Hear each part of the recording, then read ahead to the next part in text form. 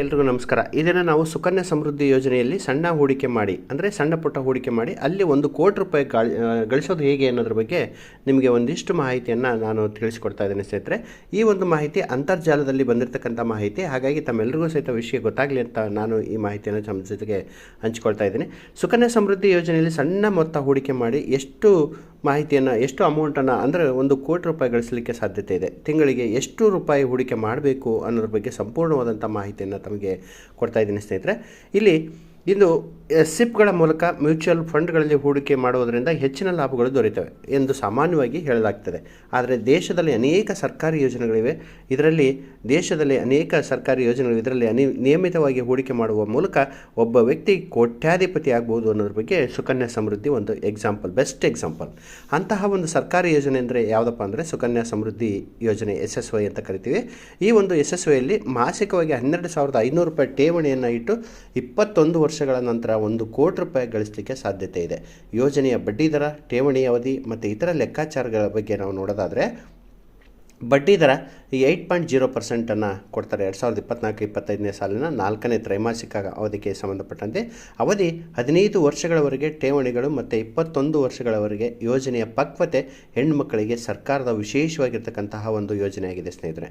ಸುಕನ್ಯಾ ಸಮೃದ್ಧಿ ಯೋಜನೆಯಿಂದ 1 ಕೋಟಿ ರೂಪಾಯಿಗಳ ನಿಧಿಯನ್ನು ಹೇಗೆ ರಚಿಸುವುದು ಅಂತ ನೋಡೋದಾದರೆ, ಸುಕನ್ಯಾ ಸಮೃದ್ಧಿ ಯೋಜನೆಯಲ್ಲಿ 1 ಕೋಟಿ ರೂಪಾಯಿ ತಲುಪಲಿಕ್ಕೆ ನೀವು ಪ್ರತಿ ತಿಂಗಳು ಒಂದು ನಿರ್ದಿಷ್ಟವಾದಂಥ ಮೊತ್ತವನ್ನು ಠೇವಣಿ ಇಡಬೇಕಾಗತ್ತೆ. ನೀವು ಇದನ್ನು ಈ ರೀತಿಯಲ್ಲಿ ಲೆಕ್ಕ ಹಾಕ್ಬೋದು. ಹೇಗೆ ಅಂತಂದರೆ, ಸುಕನ್ಯಾ ಸಮೃದ್ಧಿ ಯೋಜನೆಯ ಬಡ್ಡಿದರ 8% ಆಗಿದ್ದರೆ ಮತ್ತು ನೀವು 15 ವರ್ಷಗಳ ಕಾಲ ಠೇವಣಿಯನ್ನು ಇಟ್ಟಿದ್ದೇ ಆಗಿದ್ದರೆ, ನೀವು ಪ್ರತಿ ತಿಂಗಳು ಸುಮಾರು 12,500 ಠೇವಣಿಯನ್ನು ಇಡಬೇಕಾಗತ್ತೆ. ನೀವು 15 ವರ್ಷಗಳ ಕಾಲ ನಿರಂತರವಾಗಿ ಹಣವನ್ನು ಠೇವಣಿ ಇಟ್ಟರೆ ನಿಮ್ಮ ಒಟ್ಟು ಕೊಡುಗೆ 12,500 × 12 × 15 ಅದನ್ನು ಮಲ್ಟಿಪ್ಲಿಕೇಶನ್ ಮಾಡಿದರೆ 22,50,000 ರೂಪಾಯಿ ಆಗುತ್ತೆ.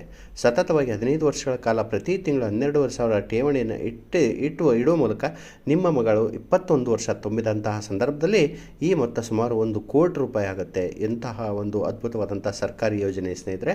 ಸುಕನ್ಯಾ ಸಮೃದ್ಧಿ ಯೋಜನೆಯ ಬಗ್ಗೆ ಈ ಮುಖ್ಯ ವಿಷಯಗಳು. ಬಡ್ಡಿ ದರಗಳು ಕಾಲಕ್ಕೆ ಬದಲಾವಣೆಗೊಳಪಡ್ತವೆ. ಇದು ಮೊತ್ತದಲ್ಲಿ ಸ್ವಲ್ಪ ವ್ಯತ್ಯಾಸಗಳನ್ನು ಸಹ ಉಂಟು ಮಾಡಬಹುದು. ಯೋಜನೆಯ ನಿಯಮಗಳ ಪ್ರಕಾರವಾಗಿ ಗರಿಷ್ಠ ಹೂಡಿಕೆ, ವಾರ್ಷಿಕ ಹೂಡಿಕೆ ಮಿತಿ 1,50,000 ರೂಪಾಯಿ. ಅಂದರೆ ಒಂದು ವರ್ಷದಲ್ಲಿ ನೀವು 1,50,000 ರೂಪಾಯಿವರೆಗೂ ಸಹಿತ ಹೂಡಿಕೆಯನ್ನು ಮಾಡಬಹುದು. ಸುಕನ್ಯಾ ಸಮೃದ್ಧಿ ಯೋಜನೆಯ ಪ್ರಯೋಜನಗಳು ಏನು ಅಂತ ನಾವು ನೋಡೋದಾದರೆ, ಸುಕನ್ಯಾ ಸಮೃದ್ಧಿ ಯೋಜನೆಯ ಸಹಾಯದಿಂದ ನೀವು ದೀರ್ಘಾವಧಿಯ ಹೂಡಿಕೆಗಳಲ್ಲಿ ಸಂಯುಕ್ತ ಬಡ್ಡಿಯ ಲಾಭವನ್ನು ಸಹ ಪಡೆಯುತ್ತೀರಿ.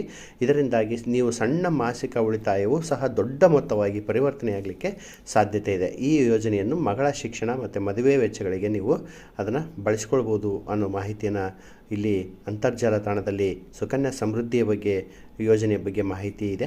ಹಾಗಾಗಿ ಇದನ್ನು ಸಹ ತಮ್ಮ ಜೊತೆಗೆ ಹಂಚ್ಕೊಳ್ಳಿಕ್ಕೆ ಸಾಧ್ಯ ಆಯಿತು ಸ್ನೇಹಿತರೆ. ಇದು ಒಂದು ಸರ್ಕಾರಿ ಯೋಜನೆಯಾಗಿದೆ. ಹಾಗಾಗಿ ಇದರಲ್ಲಿ ಹೂಡಿಕೆ ಮಾಡಿದ್ದೇ ಆಗಿದ್ದರೆ ನಿಮಗೆ ಒಂದು ಒಳ್ಳೆಯ ಮೊತ್ತ ನಿಮಗೆ ಕೊನೆಯ ಹಂತದಲ್ಲಿ ಸಿಗುತ್ತೆ. ಮಗಳ ಮದುವೆ ಅಥವಾ ಎಜುಕೇಷನ್ಗೆ ಸಂಬಂಧಪಟ್ಟಂಥ ಸಂದರ್ಭದಲ್ಲಿ ಸಿಗುತ್ತೆ ಅನ್ನೋ ಮಾಹಿತಿಯನ್ನು ತಮ್ಮ ಜೊತೆಗೆ ಹಂಚಿಕೊಂಡಿದ್ದೇನೆ. ಈ ಒಂದು ಮಾಹಿತಿ ಇಷ್ಟ ಆಯಿತು ಅಂತ ಅಂದ್ಕೊಳ್ತಾ ಎಲ್ರಿಗೂ ನಮಸ್ಕಾರ. Thank you.